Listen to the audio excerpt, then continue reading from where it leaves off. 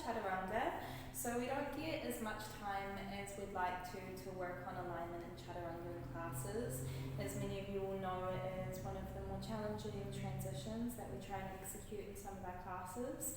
And in all realness, it can take years to really have a strong Chaturanga that's going to be immune to some of the misalignment and the risks that are associated with this transition. So it has risks for the rotator cuffs, for the elbows, it can be problematic for the lower back, and these are all if it's not executed properly. So I won't focus too much on the core awareness today in this particular demo, but what I am going to focus on is the upper arms and the upper body so that we can keep the rotator cuffs protected, the elbows protected by using some really good alignment. So I have my strap and it's threaded through the D-rings to be a small loop, and I'm going to be sizing this loop to the width of my chest in such a way that I have the strap placed, so if I didn't have the strap there, I would be able to swing my upper arms past my chest. So obviously I can't do it because I have the strap there now, so you don't want it to be too tight. You don't want it to be so that the arms are being pushed in towards the line of the torso, but they're rather moving at their natural width past the torso. Good. And so once I have that, I want them nice and high up on my arms so it doesn't slip down. And then I have two blocks at shoulder heights. So my shoulders are actually going to be landing down onto the block. So you just want to eyeball it and see that each block is in line with the shoulder.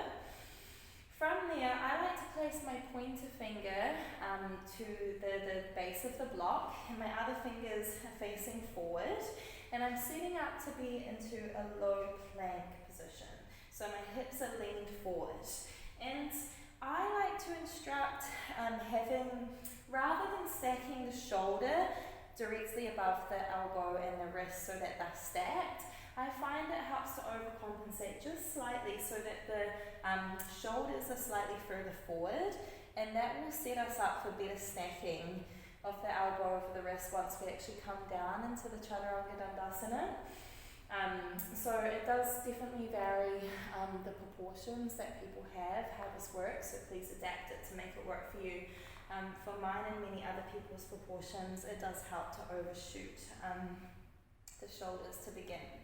And so notice how I have a nice strong core engagement here, so I'm pulling up through the navel up into the cavern of the ribs and thinking of reaching the tailbone long so I'm not ducktailing with the lower back. So I'm bowling out the core, and then from there I keep the neck in alignment with the spine. Check I have the weight slightly forward on the hands, and then I'm pulling the elbows in beside the ribs, and this is going to land my my shoulders down onto the blocks. And here we can see the arm alignment for Chaturanga Dandasana. So what the strap is doing is preventing my elbows from splaying out towards the sides, so that they're moving completely in that natural line of flexion with the arm. And then it's also preventing the angle of my upper arms being at an angle that is narrower than our 90-degree angle. So that puts too much of a bend into the elbows. So if I was more at an angle like this, that bends at the elbows too narrow to carry the load that I'm placing on the arms by lowering the weight of the body down. So notice how my chest stops when the arms come to 90 degrees, or even a little bit higher. Good. So we can practice this, maybe even do some press-ups here. And because I have this support of the blocks, I also like to think of keeping lifted through the upper back.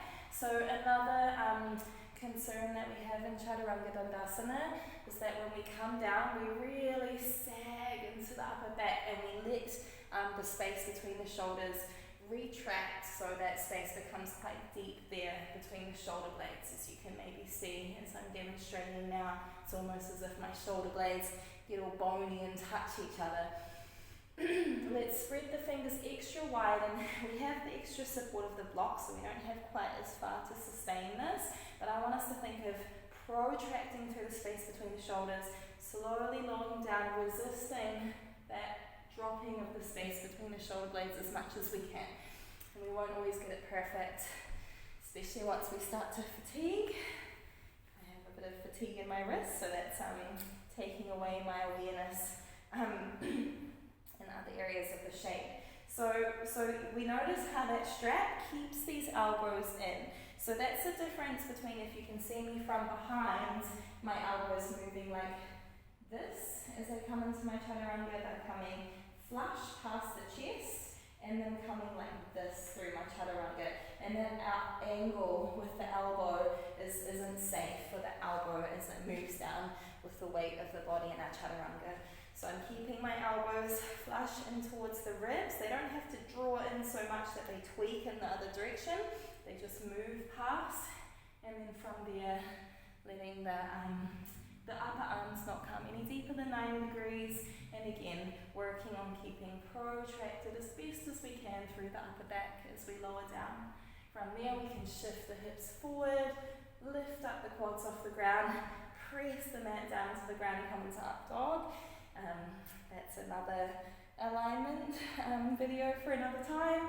And then eventually curling the toes under, pressing the hips up into downward facing dog. And that is the vinyasa. So this little video has really only been concerned with the upper body alignment in our chaturanga. We can talk about the body alignment in plank, up dog, downward facing dog some other time. But if you do have a strap, if you do have some blocks, or if you come along to class early or stay a little bit later one day, you can grab up these props and just have a go with this. These kind of workshop-y featured bits can also sometimes feature in our foundations classes as we work through good alignment and the key poses of our yoga practice.